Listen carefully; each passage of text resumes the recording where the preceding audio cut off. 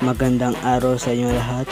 Ako nga po pala si James Ryan Bidaxmo na nagmula sa baitang 9 Galileo. Ngayong araw, ibabahagi ko po sa inyo ang aking ginawang tangka at haiku. Ibabahagi ko po sa inyo ang ginawa kong tangka na ipinamagatang pagbabalik tanaw.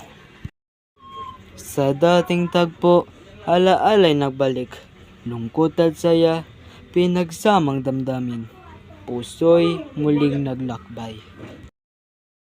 Ngayon, ibabahagi ko naman sa inyo ang ginawa kong haiku na ipinamagatang paglubog ng araw. Kulay ginto't pula, sa langit ay naglaro, payapa ang mundo.